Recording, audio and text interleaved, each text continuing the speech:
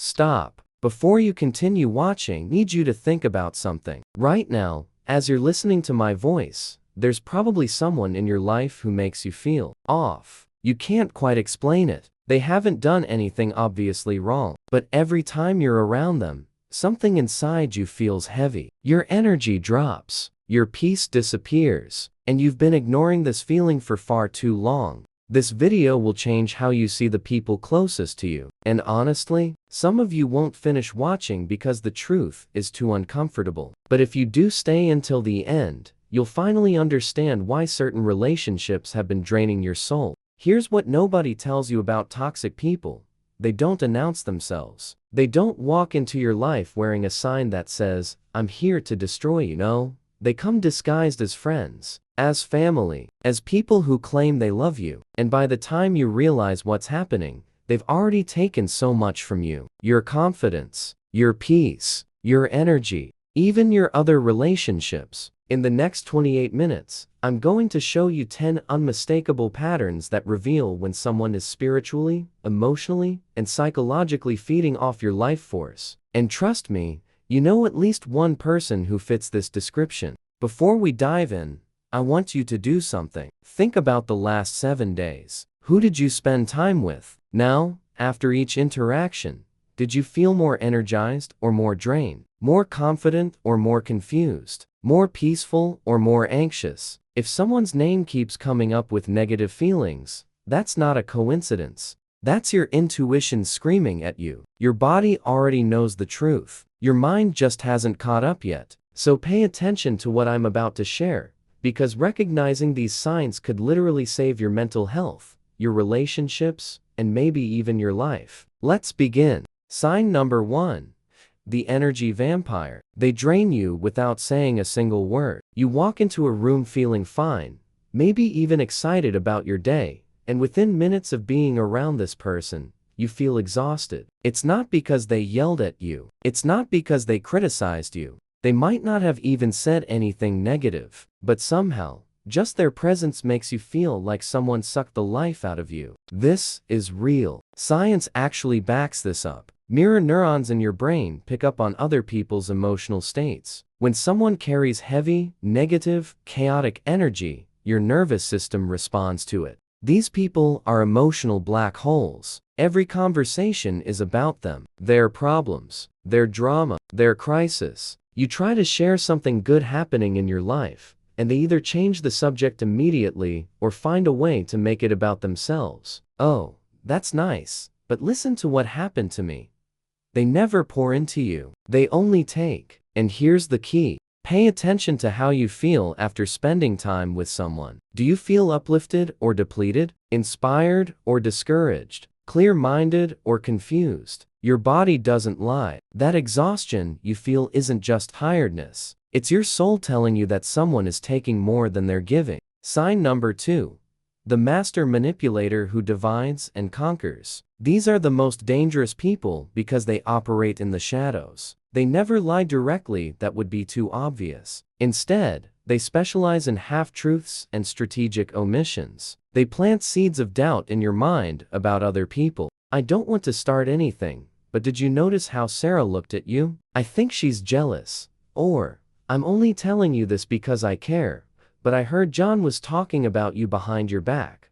Notice the pattern? They always position themselves as the concerned friend while painting everyone else as suspicious. What they're doing is isolating you. When you're isolated, you're easier to control. They're removing your support system piece by piece so that you become completely dependent on them for your version of reality. And here's how you spot this. If one person is consistently the common thread in all your broken friendships and misunderstandings, that's not bad luck. That's calculated manipulation. Real friends build bridges between people. Manipulators build walls. They want to be your only source of truth, your only confidant, your only friend. Because when you have no one else, they own you. Sign number 3.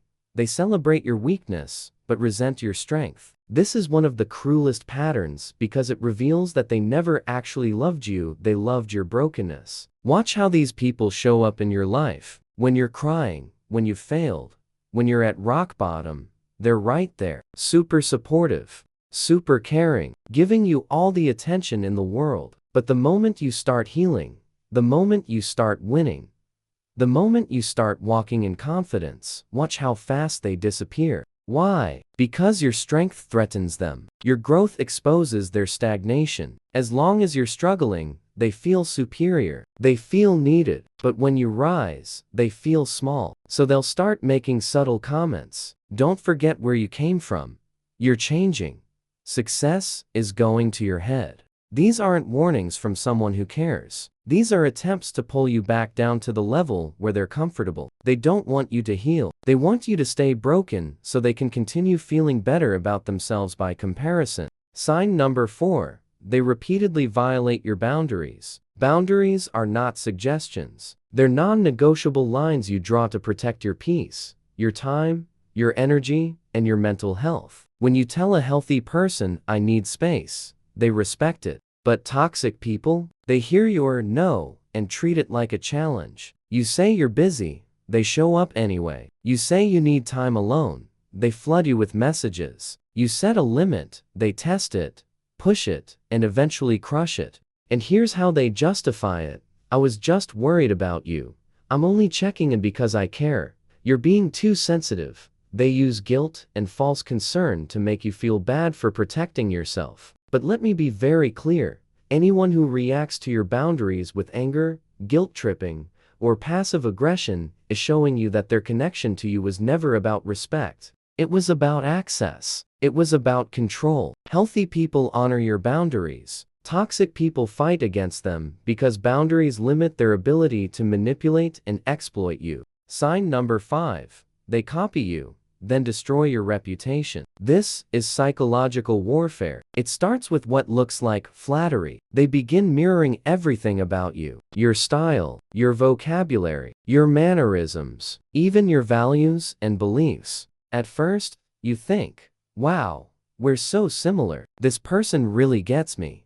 But what's actually happening is identity theft. They're studying you like a script, learning your character, so they can eventually play your role better than you. Once they've absorbed enough of your identity, the real attack begins. They start working behind your back, whispering to your friends and family, "I don't know if they're really who they claim to be anymore.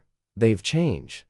They're not authentic." They position themselves as the real version while painting you as the fake. And because they've copied you so well, people start believing them. This isn't just betrayal. This is strategic character assassination. They use your own essence as a weapon against you. The defense? Stay rooted in your authentic self. Counterfeits can't survive long in the presence of the genuine article. Sign number 6. They weaponize guilt to keep you trapped. This is emotional hostage-taking. These people don't keep you connected through love, respect, or genuine care. They keep you trapped through guilt. The moment they sense you're pulling away, setting boundaries, or starting to wake up to their manipulation, they don't apologize. They don't change. Instead, they remind you of every single thing they've ever done for you. "After everything I've done for you, this is how you treat me? So you're just going to abandon me when I need you most?" These statements are designed to hit you where you're most vulnerable, your empathy. They twist your compassion into chains. They make leaving feel like betrayal, even when staying means betraying yourself. And so you stay, not because you want to, but because you're terrified of being seen as heartless. But understand this, guilt is not proof of love. It's a control tactic. Real love empowers you. Real love sets you free. Guilt binds you to people who refuse to grow. Your healing is not abandonment. Your boundaries are not betrayal. And your choice to walk away from what's destroying you is not something you need to apologize for. Sign number 7. Your body triggers anxiety around them for no logical reason. This is your intuition speaking in the only language it knows. Physical sensation. You're in the same room with this person. They're smiling. They're being nice. Nothing obvious is wrong, but your heart is racing. Your stomach is in knots. Your hands are sweating. You feel this unexplainable urge to leave. This isn't paranoia. This is your nervous system detecting a threat that your conscious mind hasn't processed yet. These people carry unresolved darkness, envy, bitterness, resentment. Manipulation. It might not be visible on the surface, but energetically, it's screaming, and your body picks up on it. You leave every interaction feeling smaller, more confused, more disconnected from yourself. That's not just emotional exhaustion. That's spiritual disturbance. When someone consistently makes you anxious for no logical reason, stop dismissing it. Stop calling yourself too sensitive. Your body is wiser than your mind. It's protecting you from something your logic refuses to accept. Trust that response. Remove yourself. Your peace depends on it. Sign number 8. They laugh when you cry and cry when you shine. This reveals everything about their character. When you're hurt, when you're broken, when you're at your lowest, there's this look in their eyes. It's not compassion, it's satisfaction. They might not laugh out loud, but there's a subtle smirk they can't quite hide. Your pain makes them feel powerful. Your suffering elevates their ego. They offer shallow sympathy at best, or cruel jokes disguised as tough love at worst. But watch what happens when you start winning. When doors open, when you heal, when you start walking in confidence, suddenly, they're nowhere to be found. They grow distant, bitter, even hostile. Success is changing you. Don't let it go to your head. You're not the same person anymore. These aren't words of concern. These are expressions of jealousy. They don't hate you. They hate what you represent. Growth, healing, potential they never had the courage to pursue. Pay attention to who celebrates your victories, not just your defeats, because real love doesn't resent your happiness. It amplifies it. Sign number 9. They resist anything connected to truth, growth, or higher purpose. This is the ultimate revealing sign. Watch what happens when you start talking about your spiritual growth, your meditation practice, your journey toward inner peace. These people become visibly uncomfortable. They don't have to say they hate it outright, but their reactions tell you everything. They change the subject. They mock it subtly. They dismiss it as unnecessary or too much.